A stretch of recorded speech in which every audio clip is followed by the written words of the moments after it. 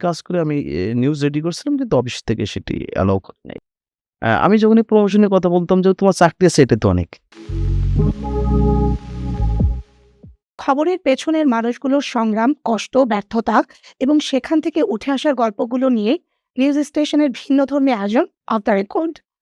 পুরো অনুষ্ঠানের সঞ্চালনায় আপনাদের সাথে আছি আমি ফারজানা জেরিন শ্রাবস্ত। আমাদের আজকের অফ দ্য রেকর্ড অতিথি দৈনিক ইত্তেফাকের রাজনীতি ও নির্বাচন বিষয়ক সম্পাদক সাইদুর রহমান। অফ দ্য রেকর্ডে আপনাকে স্বাগত। কেমন আছেন ভাইয়া? জি, ধন্যবাদ। নিউজ স্টেশনের আজকের অনুষ্ঠানে যারা দেখছেন বা সবাইকে ধন্যবাদ জানাচ্ছি। যেহেতু নতুন একটি শো, আমি শুভকামনা জানাই যে এই প্রোগ্রামটি খুব জনপ্রিয় হোক এবং দেশ-বিদেশে আ যারা আমাদের দর্শক আছেন, ওনারা উপভোগ করুক, সেই শুভকামনা জানাই। ধন্যবাদ ভাইয়া। ভাইয়া, আপনি তো প্রায় ২২ বছর ধরে সাংবাদিকতা করছেন। আপনার সাংবাদিকতায় আসার জার্নিটা যদি আমাদেরকে একটু শোনাতেন। হ্যাঁ, দেখেন যে আমি আ কা আসলে সাংবাদিক হবো আমি এটা কখনো কল্পনা করি নাই। আমার ভাবনার ভিতরে কখনো ছিল না। আমি যখন ইন্টারমিডিয়েটে পড়ি, আ সেটি সম্ভবত ২০০০ সালের ঘটনা। আমি একদিন আমার বড় মামা, উনি সরকারি চাকরি করতেন। আমি আসলে ইন্টারমিডিয়েটে পড়াশোনা করেছি আমার মামার বাড়িতে থেকে, মামার বাসা। তো মামা সাধারণত উনি শুক্রবার বা বৃহস্পতিবার রাতে আসতেন। উনি হঠাৎ করে আমাকে জিজ্ঞাসা করল যে, "তুমি কি করবা? তোমার ভবিষ্যৎ প্ল্যানিং?" তো আমি তখন মূল টার্গেট যে আমি সরকারি বিসিএস ক্যাডার হবো অথবা ব্যাংকার। কারণ আমাদের সাধারণত গ্রামগঞ্জের যে ভাবনাটা থাকে, সবাই চায় যে সরকারি চাকরিজীবী কিংবা ব্যাংকার বা বিভিন্ন সেক্টরে যায়। তখন আমার মামা একটা কথা বলল যে, "তুমি এক এক একটা পেশা আছে বাংলাদেশে খুবই ভালো। কিন্তু আমাদের গ্রামগঞ্জ থেকে বা মফস্বল থেকে এ সাধারণত এই পেশাটা নিতে চায় না সবাই। তুমি সাংবাদিক হতে পারো। যদি সাংবাদিকতা করো তাহলে তুমি দেশ-বিদেশ ঘুরতে পারবা বাহ! এবং তোমার অভিজ্ঞতা হবে অনেক।" তো আমার মাথার ভিতরে তখন আ মা আসলো যে আমি সাংবাদিক হব। কিন্তু কিভাবে হব? মানে এ ধরনের কোনো প্ল্যানিং আমার ছিল না। তাহলে বলা যায় যে আপনার মামাই আপনার অনুপ্রেরণাটা জুগিয়েছে। হ্যাঁ, মানে আপনার ভেতরে যে সাংবাদিক হওয়ার যে মানে বীজটা বপন করে দিয়েছিলেন আসলে আমার বড় মামা উনি এখনো বেঁচে আছেন এবং ইন্টারেস্টিং ঘটনা যখন আমি ঢাকাতে আসলাম ১ম তখন আমার খালাতো ভাইয়ের বাসায় আমি থাকি। ভাই আমাকে গাইড দেয় এবং সকালে আমার কাছে তখন ইত্তেফাক পত্রিকাটা আসতো। প্রত্যেকদিন সকালে। তখন ইত্তেফাক খুব জনপ্রিয় ছিল।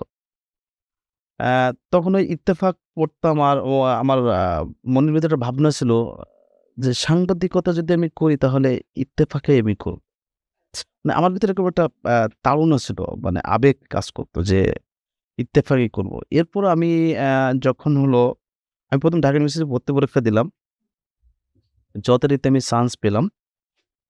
চান্স পাওয়ার পরে আমি আমার মামা কিংবা আরো গুরুজনদের সাথে যখন কথা বললাম, তখন আমার মামা সাজেস্ট করল ওই যে আবার যে ব্যা মানে মধ্যবিত্ত পরিবারের যে ট্র্যাডিশন, অ্যা "তুমি এক কাজ করো, তুমি জিওগ্রাফিতে ভর্তি হও।" আমার মামা কিন্তু ইউটার্ন নিল। আচ্ছা। এরপর আমি আমার আরো যারা আমার আমার খালাতো ভাইয়া বা আমার ইউনিভার্সিটির এক বড় ভাই আছে টিচার। উনিও বলল যে, "তুমি জিওগ্রাফিতে ভর্তি হও।" তো আমি ১ম হলো জিওগ্রাফিতে ভর্তি হলাম।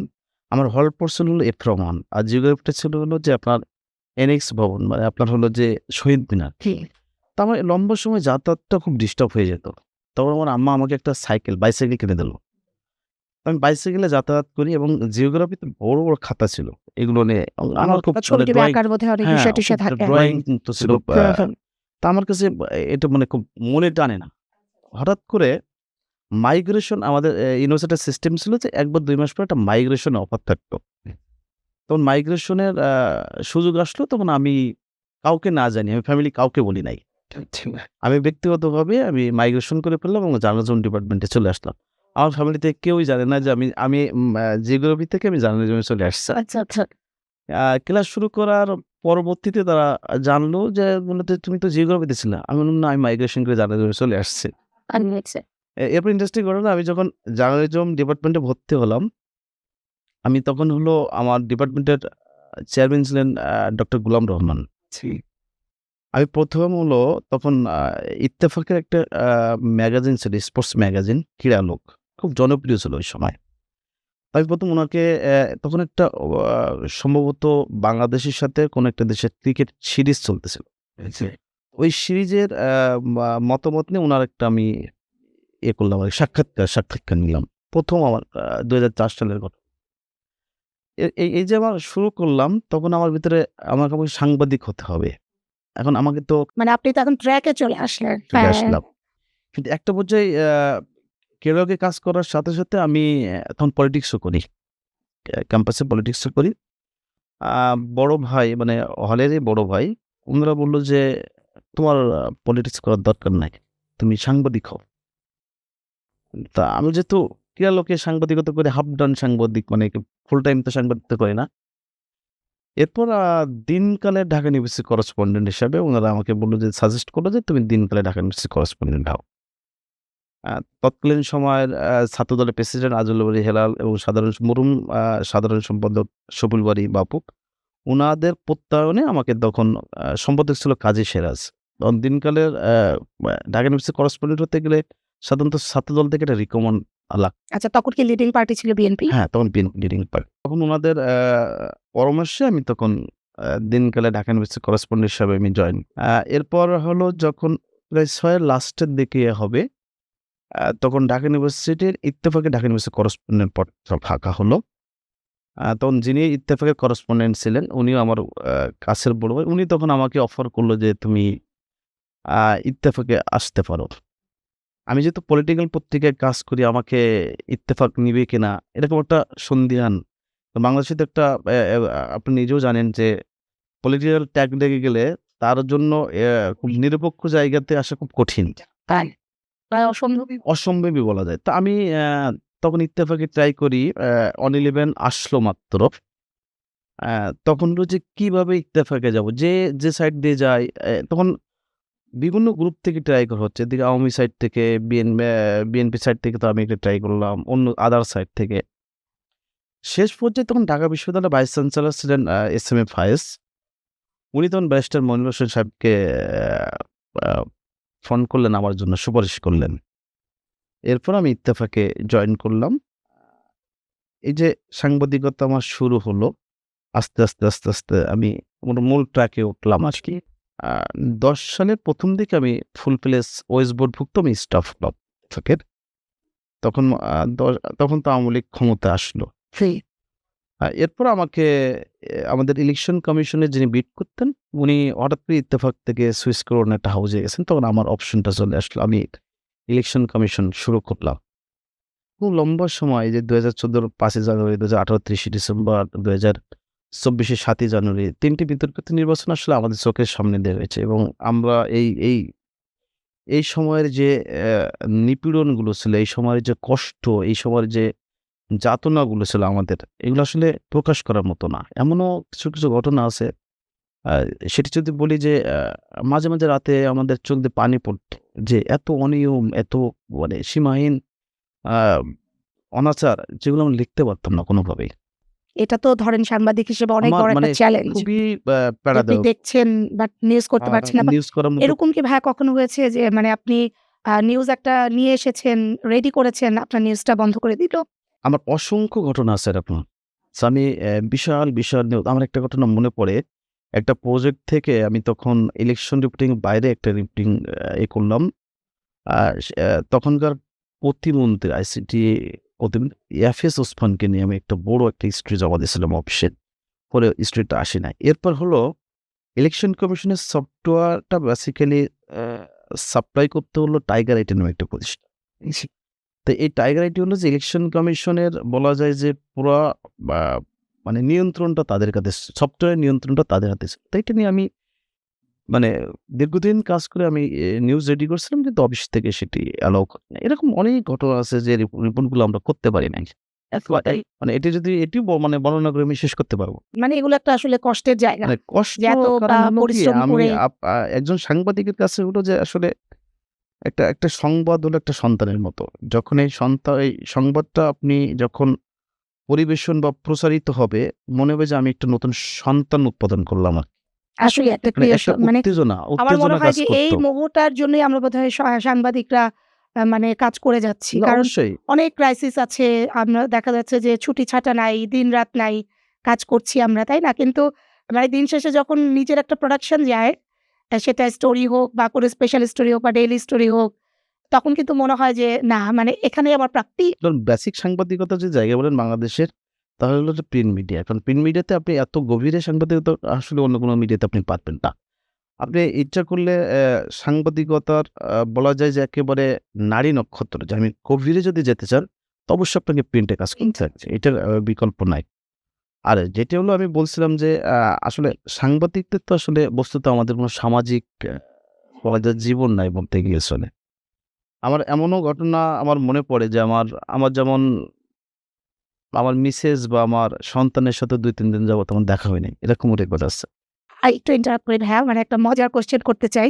তো পাত্রের বাজারে তো সাংবাদিকদের সিরিয়াল বলতে গেলে একেবারেই শেষের দিকে। তো মানে কিভাবে বিয়ের প্রস্তাব বা ভাবির সাথে কি অ্যাফেয়ার ম্যারেজ ছিল কিনা? নাকি এটা পুরোটাই অ্যারেঞ্জ ম্যারেজ ছিল? সেই গল্পটা একটু শুনতে চাইবো। না, এটা ইন্টারেস্টিং। আমার মিসেসের সাথে আমার পূর্বে কোনো পরিচয় ছিল না। আর যদিও আমাদের বাড়ি একই ইউনিয়নে। আ আমার হলো খালু, বিশেষ করে উনি মারা গেছেন। উনি আমেরিকান প্রবাসী ছিল, করোনার সময় মারা গেছেন। তো উনি হঠাৎ করে আমাকে ডাকলেন আমার বোনের বাসাতে ঢাকাতেই। বলল যে, "আমি তোমার জন্য একটা মেয়ে দেখছি।" তা আমি বললাম যে, "আমি এখন বিয়ে করব না। আমি আরেকটু সময় নিব, আরো একটু পরে।" তো বলল, "না, তোমাকে বিয়ে করতে হবে।" একেবারে ফোর্স করে বলা যায়। চাচী, খালা, আমার আম্মাকে নিয়ে আমি দেখতে গেলাম। আমার মিসেসকে যাকে আমি বিয়ে করলাম। তা আমি সাংবাদিক এই পরিচয়টা না উনার আমার মিসেস পক্ষের আত্মীয়স্বজন ১ম দিকে খুব আনইজি যে সাংবাদিক আসলে ছেলে সেলারি পায় কিনা বা কি করে? মানে ছেলে আসলে কি করে? মানে এখনো কিন্তু আমাদের বাংলাদেশের সাংবাদিকতায় দেখবেন যে ছেলে কি করে? সাংবাদিক। এর বাড়ি কি করে?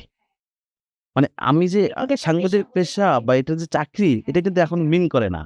এটা হলো যে আমাদের গ্রামগঞ্জের বাস্তবতাই। তা আমিও এরকম ধরনের ক্রাইসিস এ পড়ে গেছি যে ছেলে সাংবাদিক, সাংবাদিকতা আসলে কত টাকা সেলারি পায়? বা আমি আদৌ সেলারি পাই কিনা? আমি নিজেও তখন একটু বিব্রত আরকি। আ তা ইন্টারেস্টিং ঘটনা হলো যে আমার মিসেসের ছোট চাচা, উনি ঢাকা ইউনিভার্সিটিতে পড়াশোনা করতেন। উনি তখন আমাকে বলল যে, "না, আমি ছেলেকে চিনি। ও ভালো এবং স্যালারিও মোটামুটি যা পাই ভালো। তোমরা বিয়ে দিতে পারো।" তখন তার ক্লিয়ারেন্স দেওয়ার পরে ইভেন আমার মিসেসের ছোট মামা, উনি আবার আসলো আমার অফিস দেখতে। যে আসলে আমি চাকরি করি কিনা বা আমার স্টেশন আছে কিনা, এটা আমাকে দেখতে আসলো। তো উনি মোটামুটি দেখে সন্তুষ্ট হলো। তারপর আমার যথারীতি আমাদের বিয়ে-শাদী এবং অ্যারেঞ্জ ম্যারেজ যেটা বলা হয় যে পারিবারিকভাবে অ্যা তখন বিয়ে-শাদী হলো আরকি। তো বিয়ের বিষয়টা উতরে গেলেন। হ্যাঁ, বিয়েটা তো আমি উতরে গেলাম অনেক কষ্টে আরকি। মানে খুবই ভয়ে ছিলাম যে আসলে সাংবাদিক হিসেবে বিয়ে করতে পারবো কি না? তো এখন এখন যেটা জানতে চাই যে বিয়েটা উতরে যাওয়ার পরে মানে সংসার জীবনটা মানে কিভাবে চলছে? কারণ হচ্ছে গিয়ে ওই যে বললাম যে সাংবাদিকদের কোনো দিন নাই, রাত নাই, এমার্জেন্সিতে কোনো ডে অফ নাই। এরকম কি কখনো হয়েছে কিনা যে ভাবি বাচ্চাদের নিয়ে কোথাও যাবেন, ভাবি বাচ্চাদের নিয়ে রেডি হয়ে বসে আছে, বাট আপনার কোনো খবর নাই? না, আমি বিয়ে করার পরে একটা ঘটনা আছে। বিয়ে করার পরে সাধারণত আমাদের এলাকার একটা ভাষা আছে যে ১০ বদন বলে আরকি। মানে আমার ঘটনাটা হলো যে আমি আমার বিয়ে করে তো মিসেসকে নিয়ে আসলাম। মিসেসের সাথে মানে তার সম্ভবত চাচা এসে আমাদেরকে নিয়ে গেল। আচ্ছা। আ যাওয়ার পর তখন পলিটিক্যাল ডামাডোলটা খুবই, তখন ২০১৩ সালের ঘটনা। তা আমার চাচা আবার আনতে যাবে আমার মিসেসকে। এটা আমাদের ট্র্যাডিশন আমাদের লোকালি। এর ভিতরে হলো আমরা রেডি হয়ে বসে আছি। আমার চাচাকে পুলিশ অ্যারেস্ট করছে। আর আমি তো একটা মহা বিপদে বিব্রতকর পরিস্থিতিতে পড়ে গেছি। একে তো আমি সাংবাদিক, আমার চাচা আবার পলিটিক্স করত। আচ্ছা। উনি বিএনপির পলিটিক্সের সাথে ইনভলভ ছিলেন। উনাকে যখন পুলিশ কর্ডন করে নিয়ে যাবে, তা আমার ইউনিয়ন থেকে পার্শ্ববর্তী ইউনিয়নে যেতে একটা ব্রিজ আছে। একটা ব্রিজ ক্রস করতে হয়। আমি এর ভিতরে গ্রামের যারা গণ্যমান্য ব্যক্তি তাদেরকে বললাম। তখন তারা ওই ব্রিজকে কর্ডন করে পুরা ব্রিজটা আটকে আমার চাচাকে পুলিশের কাছ থেকে ছিনায় নিল। নিয়ে পরে আমার চাচাকে পাঠালো আ আমার এবং আমার মিসেসকে আনার জন্য। ঠিক আছে? পরে যদিও বিষয়টা পুরো এরেঞ্জ করা আমার, মানে আমি তো অনেক প্রেস্টিজের ভিতরে পড়ে হুম, গেছিলাম। হুম, হুম। যে একে তো যে সাংবাদিক একে তো হিসেবে সাংবাদিক এর মানে ভিতরে এখন কি আমি ক্রিমিনাল আবার ধরা পড়ে কিনা? ক্রিমিনাল ড্রা পড়ে গেল। কি কোন পরে যাক ক্রিমিনাল? আমি মিসেসকে নিয়ে আমার চাচা আমার বাড়িতে আবার আসলাম, আমরা ব্যাক করলাম। এর ভিতরে আমি অফিস থেকে ছুটি নিয়েছিলাম ১০ দিন। যেহেতু বিয়ে-শাদী করব। অ্যা আমি আসছি আমার টার্গেট ছিল যে বাড়িতে আসার পরে একটু আত্মীয়স্বজনের বাসায় বা পার্শ্ববর্তী কোনো জায়গায় ঘুরতে যাব। তো হঠাৎ করে আমার আমি বিয়ে করলাম আ ১২ই এপ্রিল ২০১৩ তে। আমার ১৬ তারিখে ফোন আসলো। আচ্ছা ৪ দিন পরে। হ্যাঁ, ৪ দিন পরে আমার অফিস থেকে ফোন করলো। আ আমাদের ইত্তেফাকের আনোয়ার হোসেন মঞ্জু সাহেব, "তা তুমি কোথায়?" মানে আমি যে বিয়ে করতে গেছি উনি ভুলে গেছেন আরকি। আমি তো বিয়ে-শাদী আমি বললাম যে, "আমি তো বিয়ে করছি মাত্র।" বলছে, "না তুমি ঢাকায় চলে আসো।" ঠিক আছে। তো আমি যথারীতি পরের দিন সকালে মিসেসকে নিয়ে ঢাকায় চলে আসছি। আমার তো ছুটি পুরা ক্যানসেল। এখন আমার মিসেসও খুব আ মানে খুব আনইজি ফিল করলো যে, তার তো ছুটি এতদিন কি করবে? আমি করে চলে আসেন। আমি হুট করে চলে আসলাম। আমি নিজেও বুঝি নাই যে আমাকে উনি কেন হঠাৎ করে ডাকলেন। পরে এসে যেটা বুঝলাম যে আমি পরে উনার সাথে দেখা করতে গেলাম। বলল, "আমি তোমাকে ডাকলাম তোমাকে সারপ্রাইজ দেওয়ার জন্য।" সারপ্রাইজটা হলো এরকম যে, "তুমি বিয়ে করছো, আমি তো তোমাকে বিয়ে কোনো গিফট দেই নাই।" আচ্ছা, পরে উনি আমাকে একটা গিফট দিলেন আরকি। আচ্ছা, আচ্ছা। বলল, "এটার জন্য" হ্যাঁ, বলল যে, তোমাকে মূলত ডাকার উদ্দেশ্য হলো এই যে ছুটিটা ক্যানসেল করে তোমাকে একটা গিফট দেওয়ার জন্য।" পরে উনি আমাকে একটা গিফট বলতে কিছু আমাকে সম্মানী দিলেন আরকি যেটা বলা হয়। পরবর্তীতে আমি সময়টা মিসেসের কাছে বললাম যে, এটি হলো যে উনি আমাকে ডাকছিলেন। উনি আমার বিয়েতে যাওয়ার কথা ছিলেন, যেতে পারেন নাই কোনো কারণে। এই যে কারণে উনি আমাকে এই সম্মানীটা দিছেন। এটা তুমি রাখো তোমার উদ্দেশ্যে। আমাদের হলো যে এই লম্বা জার্নির ক্ষেত্রে অনেক ধরনের সংকট আমরা মোকাবেলা করেছি। বিশেষ করে যে রাজনৈতিক কারণে যেহেতু আমার পলিটিক্যাল ব্যাকগ্রাউন্ড ছিল যে ৯ সালের পরবর্তী যখন আওয়ামী লীগ ক্ষমতায় আসলো, যেহেতু আমার পলিটিক্যাল ব্যাকগ্রাউন্ড ছিল ছাত্রদল করা বা বিএনপির পত্রিকায় চাকরি করা। তখন আমাকে একটা ওই ধরনের পলিটিক্যাল ট্যাগের ভিতরে আমি পড়েছিলাম আরকি। পড়ার কারণে আমি দুর্ভাগ্যজনক ২০১০ এ যখন আমি ইত্তেফাকের ফুল প্লেজ স্টাফ হইলাম, এরপর তো ২০২৪ এর ৫ই আগস্ট পর্যন্ত আমার কোনো প্রমোশন হয় নাই।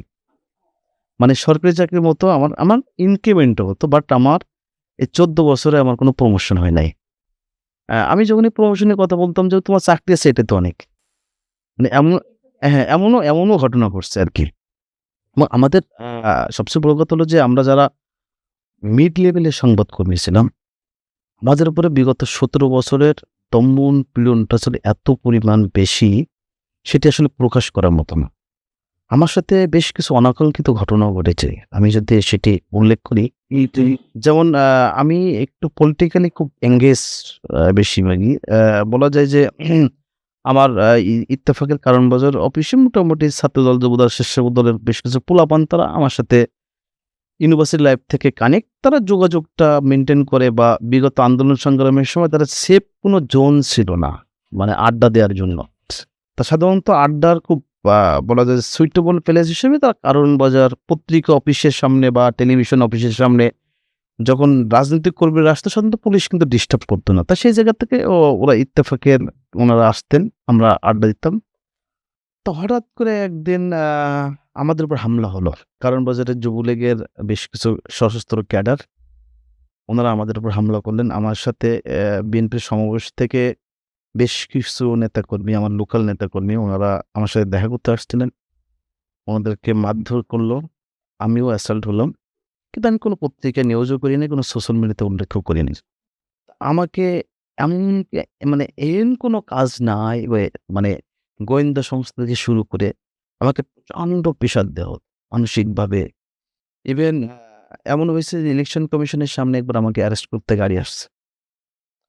আমি তখন বের হয়ে আসছি, তখন হঠাৎ করে এক বড় ভাই বলল যে, "এরকম তোমাকে অ্যারেস্ট করা হতে পারে?"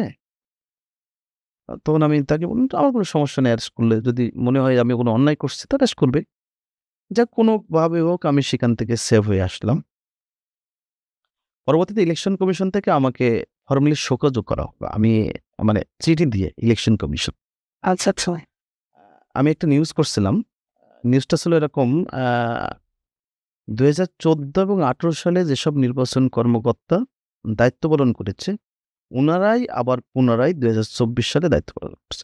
তার মানে 14-18 বিতর্কিত নির্বাচনে যারা ভোট গ্রহণ কর্মকর্তা তাদেরকে আবার নিয়োগ দেওয়া হচ্ছে। এর বাইরে নতুন কাউরে নিয়োগ দেওয়া হবে না। না আবারও সেদিকে হ্যাঁ, এবং এই নিয়োগ প্রক্রিয়ার সাথে জড়িত হলো ডিজিএফআই, এনএসআই এবং প্রশাসনের লোকজন। আমার নিউজটা এরকম, এবং ওখানে হলো আমার এভিডেন্স ছিল হলো যে এটা হলো ফরমালি চিঠি দেওয়া হয়েছিল। খুব গোপনীয় চিঠি। আচ্ছা কিছু কর্মকর্তা চিঠিগুলো আমাকে দিয়ে দিয়েছিলেন যে এই ঘটনা দেখে যে ইলেকশনের নগ্নতা কারে বলে। তা আমার কাছে চিঠি ছিল যথারীতি। তা আমাকে ইলেকশন কমিশন থেকে নিউজটা পাবলিশ হওয়ার পরে ফরমালি চিঠি দেওয়া হতো। আচ্ছা নিউজটা আপনি পাবলিশ করতে পেরেছিলেন। হ্যাঁ, নিউজটাই পাবলিশ করতে পেরেছেন। কিন্তু আমার নিউজটা হলো যে যেভাবে ট্রিটমেন্ট দেওয়ার কথা ছিল আমাকে ব্যাক পেজে ট্রিটমেন্ট দেওয়া হয়েছে। তাতে আমি খুশি যে না, জাতি জানতে পারল। এরপর আমার ইলেকশন কমিশন থেকে তৎকালীন সচিব জাহাঙ্গীর সাহেব, যিনি এখন কারাগারে আছেন, উনি উনি সরাসরি নির্দেশ দিলেন যে ওকে শোকজ করো। কেন, সে তথ্য কোথায় পেল সে? আমাকে কমিশন থেকে শোকজ করা হলো যে আপনাকে আগামী 3 কার্য দিবসের ভিতরে এই তথ্য কোথায় পেলেন সেটা আপনাকে জানাতে বলা হয়েছে, নতুবা আপনার বিরুদ্ধে আইনানুগ ব্যবস্থা গ্রহণ করা হবে। আমি তখন আমি বেশ কয়েকজন সিনিয়রের সাথে আলাপ করলাম। তখন আমি দেখলাম যে হাইকোর্টের বেশ কিছু অর্ডার আছে। অর্ডারগুলো এরকম যে কোনো সাংবাদিক তার সোর্স প্রকাশ করতে বাধ্য না, এরকম বেশ কিছু আদেশ আছে। আমি আমার অফিসে আলোচনা করলাম যে চিঠিটা দেওয়া হয়েছিল সম্পাদক বরাবর। সম্পাদক আমাকে চিঠিটা দিয়েছে, তা জবাবটা আমারই দেওয়ার কথা। তখন আমি একটা জবাব লিখলাম ইলেকশন কমিশন। এবং রিপোর্টটা কি আপনার বাইনে গিয়েছে? হ্যাঁ, আমার বাইনামে গেছে। পরে আমি জবাব লিখলাম যে আপনারা যে চিঠিটা আমাকে দিয়েছেন সেখানে আমি আপনার সোর্স প্রকাশ করতে বাধ্য নই, কারণ হাইকোর্টের আদেশ আছে কোনো সাংবাদিক তার সোর্স প্রকাশ করতে বাধ্য নয়। আমি এবং ওই বিচারপতি যে কোর্টে রায় দেয়া আছে, রায়ের একেবারে সূত্র উল্লেখ করে আমি ওনাদেরকে চিঠি দিই একদম সরাসরি। দেওয়ার পরে কমিশন ভড়কে গেছে। হ্যাঁ তারা মনে করছিল যে আমি সরি বলব। ঠিক। তা আমার কথা হলো যে আমি তো বা সোর্স না, আমি তো সেটা কখনো বলব না। কারণ আমাদের সাংবাদিকদের মূল সম্পদ বলা যায়, অ্যাসেট হলো সোর্স। কোনোভাবে বলার আমার সুযোগ নাই। আমি কমিশনকে চিঠি দেওয়ার পরে তখন আমাকে সিসি মহোদয়, আমি আমার তৎকালীন সেক্রেটারি আমার সংগঠনের, আমরা গেলাম যে স্যার এই ধরনের একটা চিঠি আমাদেরকে দেওয়া হলো, এটি এখন আপনারা দিতে পারেন কিনা? কারণ লিগ্যাল গ্রাউন্ড আপনি পারেন না। কারণ আদালতের আদেশ আছে যে কোনো প্রতিষ্ঠান কোনো সাংবাদিকের জানতে পারেন না। তখন উনি বলল ঠিক আছে, এটা যেটা হয়েছে এটা আপনারা বাদ দেন, এটা নিয়ে আপনাদের আগানোর দরকার নেই। পরে ওখানে একটা মিউচুয়াল সেটেল হয়ে গেল। সাইদুল ভাই আসলে যেটা দেখি যে মানে সবসময় সব পলিটিক্যাল গভর্নমেন্টের সময় দেখি যে সাংবাদিকরা সবসময় একটা চাপে থাকে। সেটা যদি আমরা লাস্ট ইন্টারিম গভর্নমেন্টেও দেখি যে সাংবাদিকদের উপরেই কেন যেন একটা ক্ষোভ, একটা চাপ সবসময়, সেটা সব গভর্নমেন্টের ক্ষেত্রেই দেখে আসছি। তো জানি না যে ভবিষ্যতে কি হবে। বাট আপনার কাছে আমার জানতে চাওয়া যে মানে এখন যারা মানে সাংবাদিকতা পড়ছে বা যারা ভবিষ্যতে আসতে চাচ্ছে এই পেশায়, তাদের জন্য আপনার আসলে সাজেশনটা কি থাকবে? মানে আপনি তো অনেক কিছু এই যে বললেন যে অনেক কিছু ফেস করেছেন। মানে ওইখান থেকে আপনি আবার সেখান থেকে সেটাকে ওভারকাম করেও এসেছেন। নতুনদের জন্য আপনার কি না, সাজেশন আসলে থাকবে? হলো কি, আমি আপনাকে বলি আমাদের সাংবাদিকতার এই যে প্রতিবন্ধকতাগুলো, এগুলো কখন তৈরি হয় জানেন? যখন হলো একটি দেশে গণতন্ত্র থাকে না, নির্বাচন ব্যবস্থাপনা ধ্বংস হয়ে যায়, সুশাসন থাকে না, তখন কিন্তু মূলত আমাদের নানান ক্রাইসিস তৈরি হয় সাংবাদিকতার। আমরা যদি ১৭ বছরের পুরা হিস্ট্রিগুলো দেখি, তাহলে আপনি দেখবেন যে আমরা কিন্তু সঠিকভাবে সাংবাদিকতা করতে পারি নাই।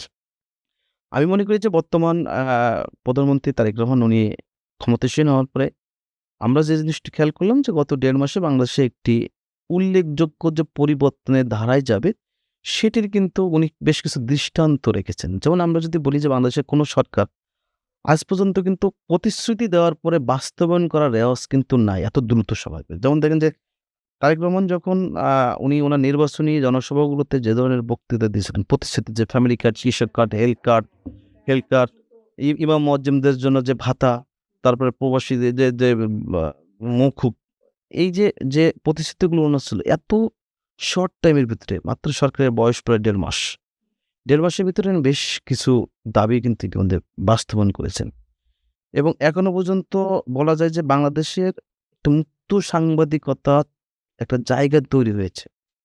কিন্তু মূল সমস্যার জায়গাগুলো যে আপনি যদি সাংবাদিকদের অবাধ স্বাধীনতা দেন, সেটারই একটা আবার কুফল আছে। আবার যদি মনে করেন যে আপনি নিয়ন্ত্রণ সাংবাদিকতা করেন, সেটিরও আরেকটা দিক আছে। আমাদের সমস্যা হলো যে মাঝে, মাঝে না, মাঝামাঝি অবস্থা না। এখানে আমাদের মূল জায়গাগুলো হচ্ছে আমাদের সাংবাদিকতা পেশাটি আসলে পেশাদারিত্বের প্রচণ্ড ঘাটতি। এবং সাংবাদিকতার মূল জায়গাটা হলো যে পেশাদারিত্বের ঘাটতির মূল কারণ হলো যে আমাদের প্রতিষ্ঠানগুলো এখনো গড়ে ওঠে নাই। আমরা যদি দেখেন যে সাংবাদিকতা যে জায়গাগুলো আছে, যদি আমরা ঢাকা ইউনিভার্সিটি জার্নালিজম ডিপার্টমেন্ট বা বিভিন্ন বিশ্ববিদ্যালয়ের জার্নালিজম ডিপার্টমেন্টগুলো তো আছেই। মানে দেখবেন যে ইউনিভার্সিটি সাংবাদিকদের গুলোতে হয়তো জার্নালিজম ডিপার্টমেন্ট যারা, তারা হয়তো আপনাকে সাংবাদিকতার নৈতিকতাগুলো শেখাচ্ছে না না। নৈতিকতা শিখাচ্ছে এবং দেখবেন যে বিগত ১৭ বছরে প্রায় 80% স্টুডেন্ট, জার্নালিজম স্টুডেন্ট তারা কিন্তু সাংবাদিকতায় আসে নাই। আচ্ছা। এটার কিন্তু বেশ কিছু কারণ আছে। কারণ আমাদের সাংবাদিকতার মূল সমস্যা হলো যে বেতন কাঠামো খুবই দুর্বল, চাকরির কোনো স্থায়িত্ব নাই, একটা অনিশ্চিত জীবন। আসলে এরকম একটা অনিশ্চিত জীবনে আসলে অনেকেই আসতে চায় না। মানে ক্যারিয়ার হ্যাঁ, হিসেবে অন্তত খুবই, তো নাই।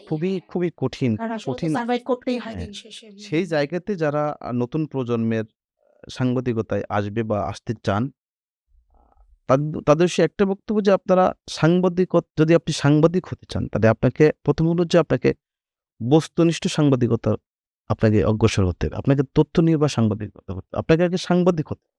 যে আপনি সাংবাদিক। আপনি যদি ভিউ নির্ভর সাংবাদিক হন, আপনি যদি সসিস জার্নালিজম করতে চান, আপনি যা দেখলেন তাই লিখলেন, এ ধরনের সাংবাদিকতা আপনি সাময়িক হয়তোবা পপুলারিটি পাবেন। বা সীমাবদ্ধতাগুলো না আপনি হ্যাঁ, আপনি সাময়িক পপুলারিটি পাবেন। কিন্তু দীর্ঘমেয়াদী হলে আপনি কিন্তু ভালো সাংবাদিক হতে পারবেন না। হ্যাঁ, আপনাকে ভালো সাংবাদিক হতে গেলে আপনার প্রথমত হলো সাংবাদিকতার নর্মস গুলো আপনাকে জানতে হবে। এবং A to Z জেনে আপনাকে সাংবাদিক হতে হবে এবং ভালো প্রতিষ্ঠান হতে হবে। যে প্রতিষ্ঠান আপনাকে কাজ করার স্বাধীনতা দেবে পূর্ণ। যে প্রতিষ্ঠানে আপনার আর্থিক নিশ্চয়তা আছে। আরেকটা বিষয় একটু জানতে চাচ্ছি ভাইয়া, যে মানে এই যে সাংবাদিক সংগঠনগুলো যে আছে, যেগুলোকে আমরা দেখি প্রায় ইনঅ্যাক্টিভ, শুধুমাত্র পিকনিকের সময় খুব অ্যাক্টিভ দেখি, শীতকালে বিভিন্ন পিকনিক করছে। তো এই সাংবাদিক ইউনিয়নগুলার মানে এক্ষেত্রে কতটুকু অবদান, এই যে সাংবাদিকদের চাকরি চলে যাচ্ছে বা এই যে এরকম মানে মানবেতর জীবনযাপন করছে না অনেক সাংবাদিক, বেতন পাচ্ছে না অনেক হাউসগুলো।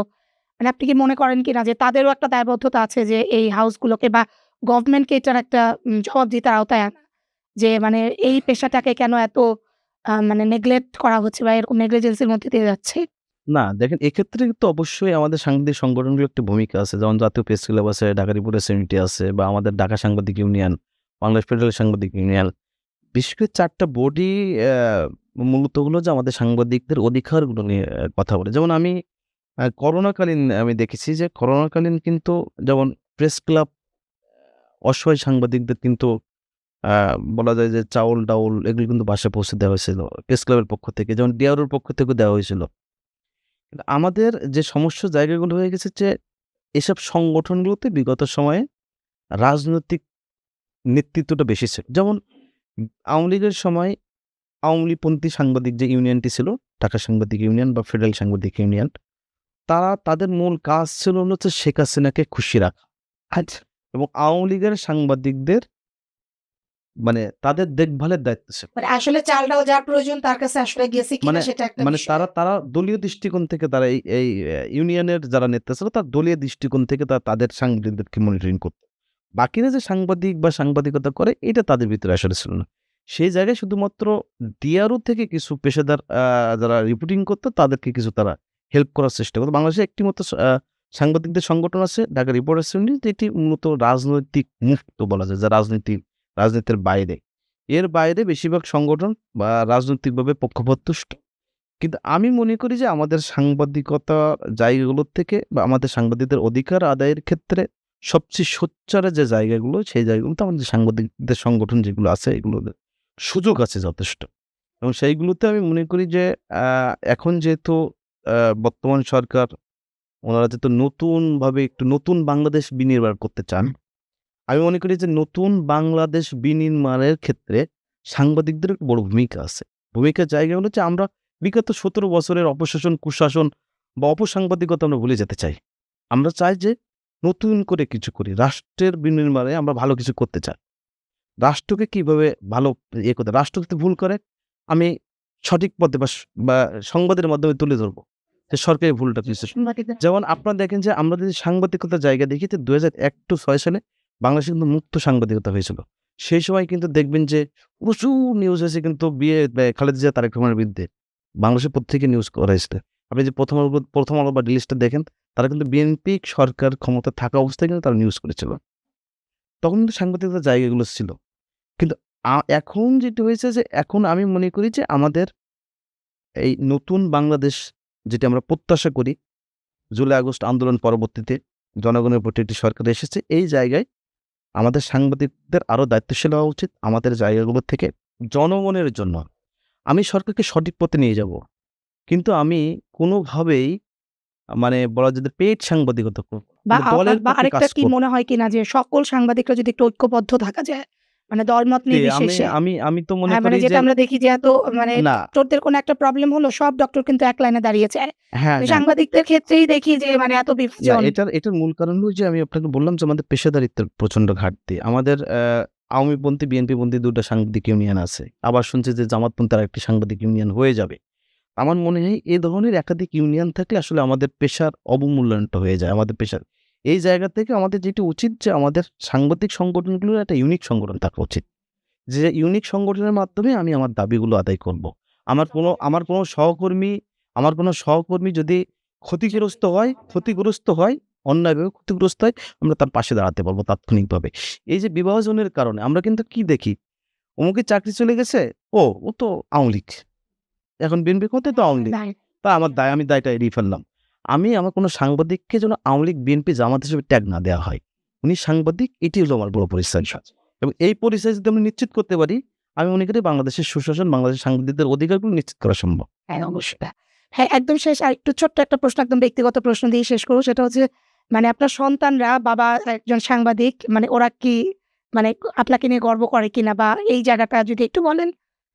না এটি আমি আমার খুবই আমার মাঝে মাঝে আমার সন্তানদের সাথে ৩-৪ দিন যাবৎ দেখা হয় না। আমার এটি খুব মাঝে মাঝে পীড়া দেয়।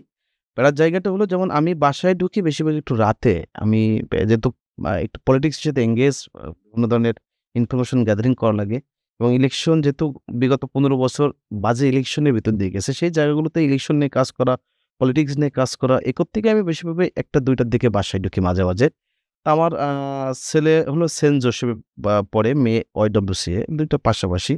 তো ওদের মর্নিং শিফট স্কুল। দেখা গেল সকাল ৭ টা আমার মিসেস ওদেরকে নিয়ে যায়।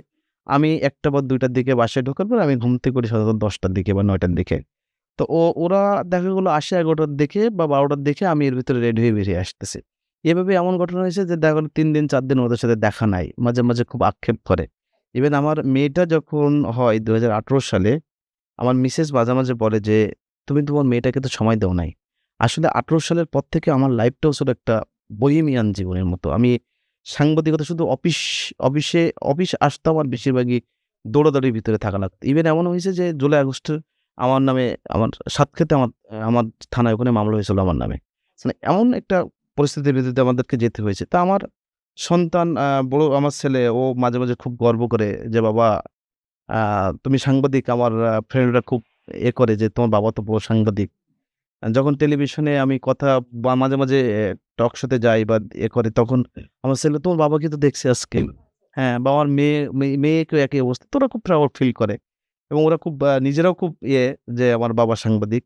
তবে আমি আবার পরামর্শ দিই যে, "বাবা তোমরা সাংবাদিক হও না।"